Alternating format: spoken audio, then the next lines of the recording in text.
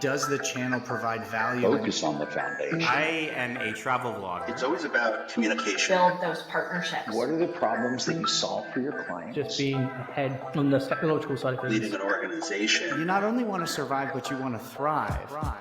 They said it wouldn't last, and they said that you can't drive profitable and incremental revenue through the affiliate channel. But here we are, 20 years later, and the affiliate channel is alive and kicking and generating profitable revenue for thousands of retailers across the globe. Hi, I am Jamie Birch, your host of the Profitable Performance Marketing Podcast, where we talk to some of the industry's best and brightest about their careers, about leadership, and about how to drive profitable revenue through the affiliate channel.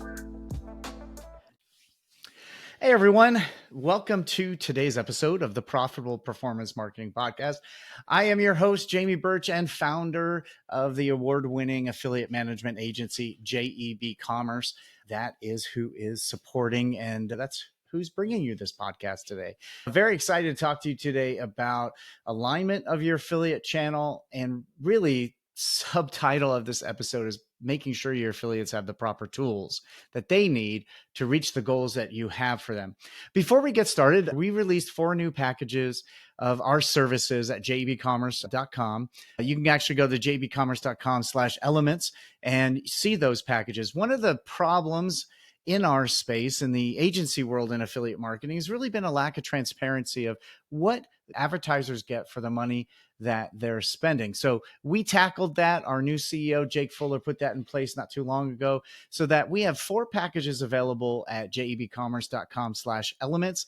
Everything ranging from just need a little help monitoring, make sure nothing's going wrong, all the way up to white glove, top shelf service that JEBCommerce has been known for over the 19 years we've been in business. So if you are looking for help in your affiliate program, looking to make 2024 the best year you've ever had and achieve your specific goals, and maybe you're even trying to figure out how to give the affiliates the tools they need and align them and their goals with yours, we would love to help with that. So you can go to JEBCommerce.com/elements.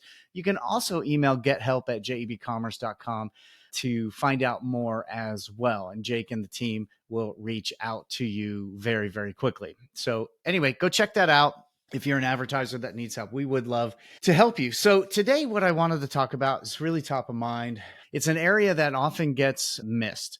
And I think it's because the general view of affiliates is they're out there doing this thing. I'm going to give them the tools that I have. I can do what I can do. That's really it.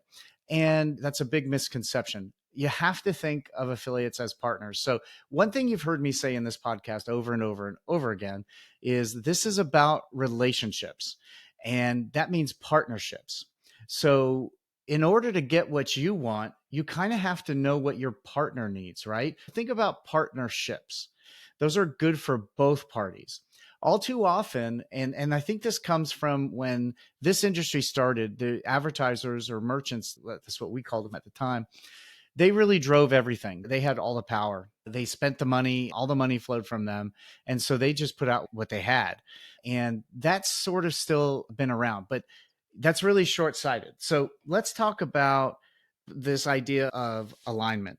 In order to have a successful channel, whether that's affiliate marketing or any other digital marketing channel, frankly, any other sales or marketing channel at all, you have to have alignment from the top goal, whether that's the board or the CEO, all the way down to that last step in the process and even the consumer.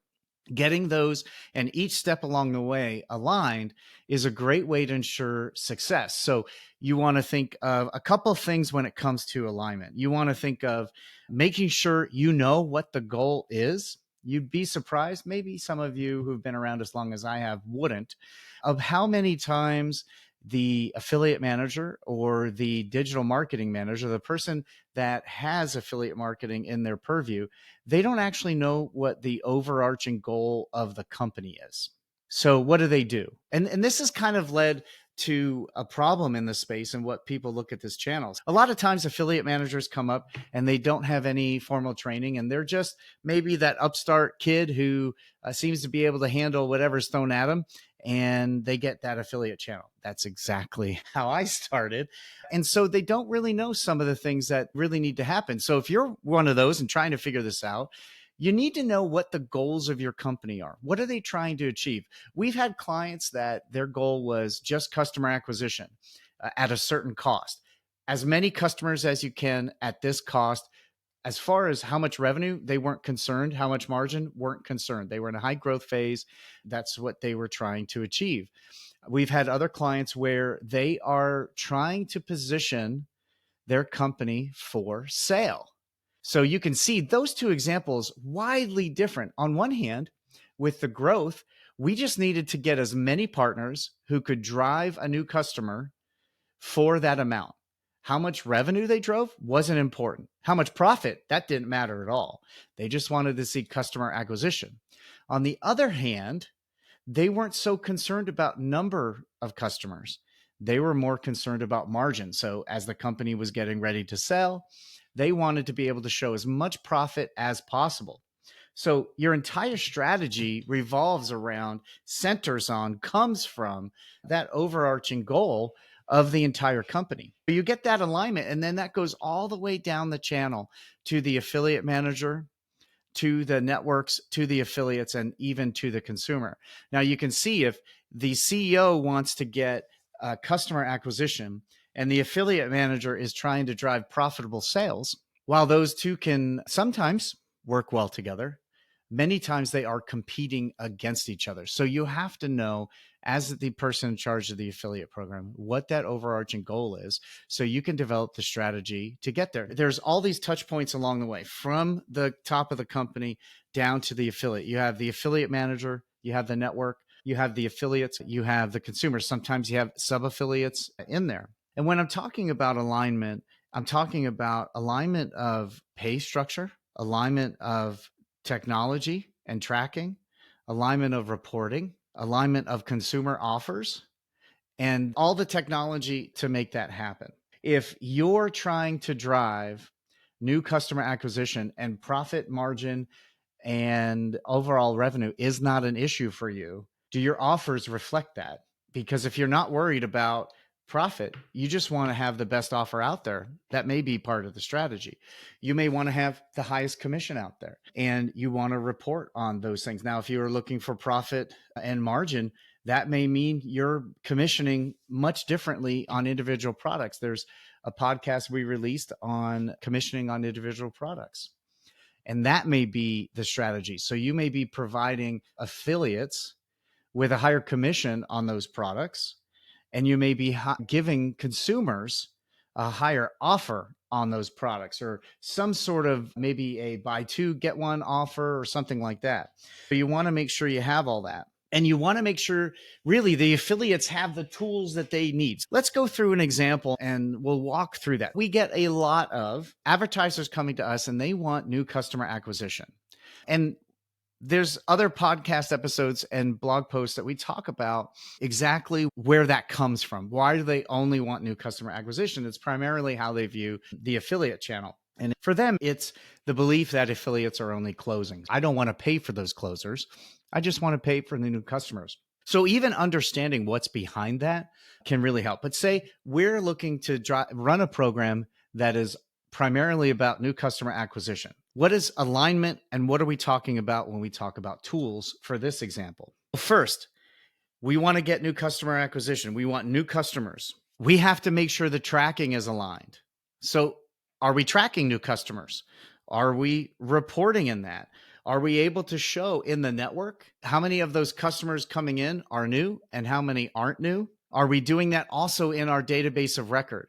This is probably one of the biggest things people miss when they're setting up their goals for the affiliate program, is they're not reporting or setting up tracking at all. The majority of people, of advertisers who look for new customers, they're going to do that reporting on the back end. They're going to later on, maybe at month end, they're going to do some analysis on their end and say, okay, the affiliate program drove 25% new to file, and our goal is 40%. What are we going to do? Well, that's a lagging indicator now. So now we have a lagging indicator. All we can see is what happened.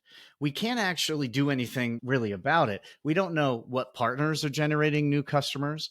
We don't know even who those customers are, and the affiliates don't either. So you first have to make sure that the tracking is set up. And as far as I know, every single affiliate network has tracking where you can report whether that customer is new. And there's some really creative ways you can get to new. Every single advertiser we've ever worked with has a different definition of what new is. One we've worked with for over 10 years. If you hadn't shopped with them in 12 months, then you were brand new again.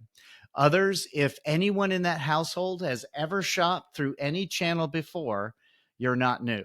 They householded the new to file. So you have to figure that out. And then you want to track that. You want to make sure it's reporting in the network and it's also reporting in your database of record.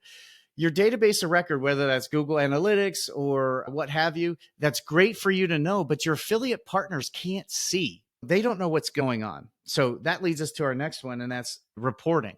The affiliates need to know what activities they're doing are driving the most new customers.